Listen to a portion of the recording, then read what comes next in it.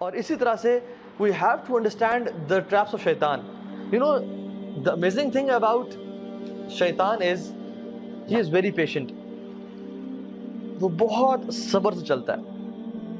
آہستہ آہستہ آہستہ آہستہ آہستہ آپ کو لیتا جاتا ہے حتیٰ کہ آپ وہ ایکشن ہم لوگ کر دیتے ہیں. شروع میں نہیں کہے گا کہ کسی کے پاس شیطان رکھے، نہیں کہے کہ بات سنو نماز نہ پڑھو، بات سنو زنا کرو، کبھی نہیں کہے گا.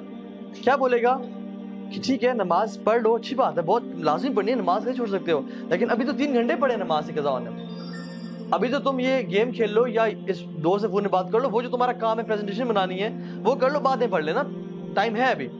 اور آپ کام کرنا شروع کرتے ہیں اور گھنٹے بعد آپ کو یاد آتا ہے کہ نماز رہتی ہے. پھر آتا ہے کہ نماز پڑھو گے تم، چھوڑنے کا تو سوال نہیں پیدا ہوتا، لیکن پہلے یہ کام کر لو، پہلے اس دوست سے کال کر لو، یا پہلے یہ چیز کر لو، تمہارا ہوم ورک رہتا ہے یا تمہارا یہ پروجیکٹ رہتا ہے، اس پہ تھوڑا کام کر لو، اور آرام سے فری ہو کے دل کی تسلی کے ساتھ فوکس ہو کے نماز پڑھنا.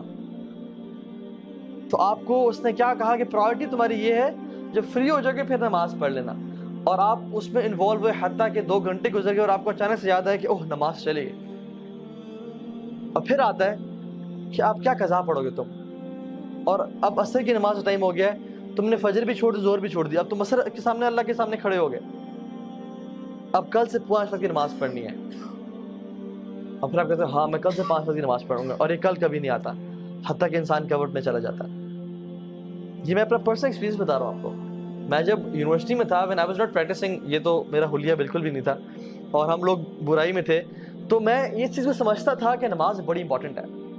لیکن ہوتا کیا تھا کہ چلو ابھی ٹائم ہے، پڑھ لیتے ہیں پڑھتے ہیں، اور کرتے کرتے 1 نماز چھوٹی، 2 چھوٹی، اب کل سے پوری پڑھیں گے، باقی بھی چھوڑ دی ساری.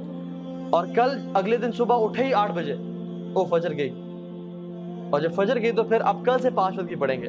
تو دس از ہاؤ شیطان پلیز. اسی طرح سے زنا کے معاملے میں، فورنیکیشن کے معاملے، وہ نہیں کہے گا کہ چلو یہ عورت ہے اس کے ساتھ تم بدفعلی کرو، وہ کہے گا کہ شی از سو فرینڈلی، اور کتنا برا لگے گا کہ تم اتنے روڈ بن کے رہو اس کے سامنے، اور کسی کا دل دکھانا کوئی اچھی بات ہے. تو اسے حال چال تو پوچھو، صرف کام کی بات، یہ تو بدتمیزی ہے. اور وہ کرتے کرتے آپ کام کی بات پوچھیں گے، باتیں کرتے کرتے فیلنگز ڈیولپ ہونا شروع ہو جائیں گی، اور آپ کے ذہن میں بہت سارے خیالات اس کو حسین کر کے. حدیث میں کیا آتا ہے، اللہ اکبر، اللہ کے نے فرمایا کہ شیطان نامحرم کو تمہارے ذہنوں میں حسین کر کے پیش کرتا ہے. وہ اتنی خوبصورت ہوتی نہیں ہے جتنی وہ خوبصورت کر کے تمہارے سامنے پیش کرتا ہے.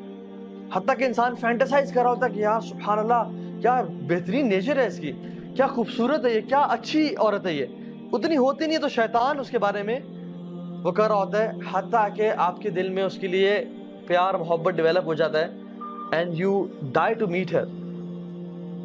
اور جب آپ میٹنگ کرنے جاتے ہیں تو آپ کو نہیں کہتے، تم نے تو یہ چیز ذہن میں نہیں ہوتی کہ تم نے اس کے ساتھ برا گناہ کرنا ہے، بس ہوتا ہے کہ we'll just meet, I'll just see her, I'll maybe propose her or something.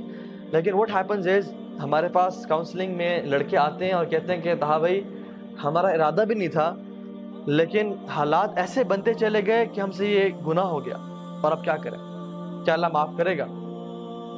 اور پھر آتا ہے اور کہتا ہے کہ اب تم نے اتنا بڑا گناہ کر لیا، اب تم اسے چھوڑ دو گے یا تمہیں اللہ تعالیٰ معاف ہی نہیں کرے گا؟ تم کس طرح رب کے سامنے معافی مانگو گے؟ تم نے تو یہ پرومس کیا تھا کہ میں یہ گناہ نہیں کروں گا.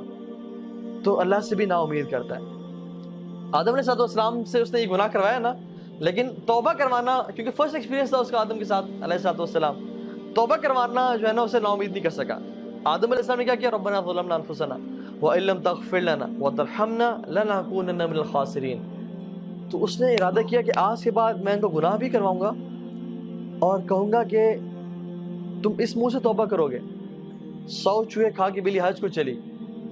یہ جو باتیں ہیں نا کہ اللہ سے نا امید کر دینا، this is how شیطان plays.